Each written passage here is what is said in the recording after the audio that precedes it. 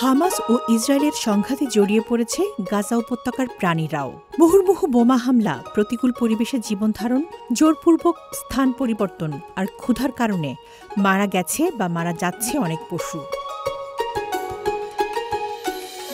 দক্ষিণ গাজার রাফায় স্থানীয় চিড়িয়াখানা পরিচালনা করত জুমা পরিবার।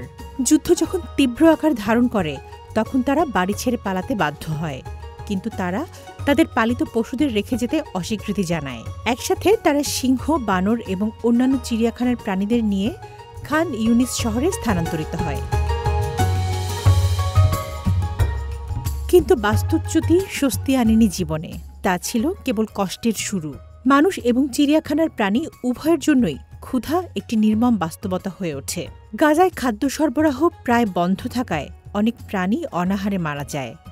বোমা হামলায় ধ্বংসস্তূপের নিচে চাপা পড়ে প্রাণ হারায় অনেকে। যারা কোনো রকমে বেঁচে আছে তারা ভুগছে মারাত্মক অপুষ্টিতে। طبعا احنا في ظل الحرب اللي صارت للاسف كل الحيوانات او اغلبيه যুদ্ধের সময় গাজার চিড়িয়াখানার বেশিরভাগ প্রাণী নিশ্চিহ্ন হয়ে যায়। আমি কিছু প্রাণীকে বাঁচাতে পারি এবং তাদের সাথে পালিয়ে প্রাণে বাঁচি। যুদ্ধবিরতি শুরু হলে আমি চিড়িয়াখানায় ফিরে আসি। এসে যা পেলাম তা হলো কঙ্কাল।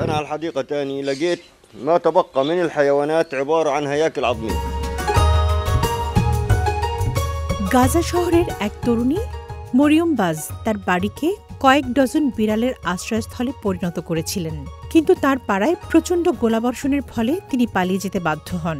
বেশিরভাগ প্রাণী খাবার বা জল ছাড়াই সেখানে পড়ে থাকে।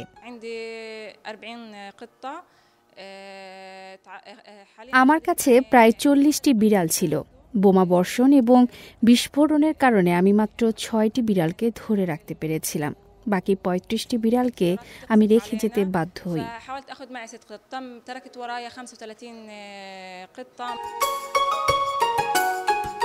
গাজা শহরের একজন পশু চিকিৎসক মুআতাসিম কাদুরা জীবনের ঝুঁকি নিয়ে তার ক্লিনিকে থেকে যান। আহত প্রাণীদের চিকিৎসার জন্য তিনি হাতের কাছে পাওয়া সীমিত উপকরণ দিয়ে কাজ চালিয়ে নেন। যুদ্ধের সময় আমরা বেশিরভাগ ক্ষেত্রেই ধ্বংসস্তূপের নিচ থেকে টেনে আনা প্রাণীদের পাই। অনেকেই পুড়ে যায় এবং অনেকের শরীরে মারাত্মক জখম ছিল। কেউ কেউ মারা যায় কারণ তাদের বাঁচানোর জন্য আমাদের কাছে চিকিৎসা সরঞ্জাম এবং ঔষধের অভাব ছিল। তামান্না জেনিফার, সিএমজি বাংলা।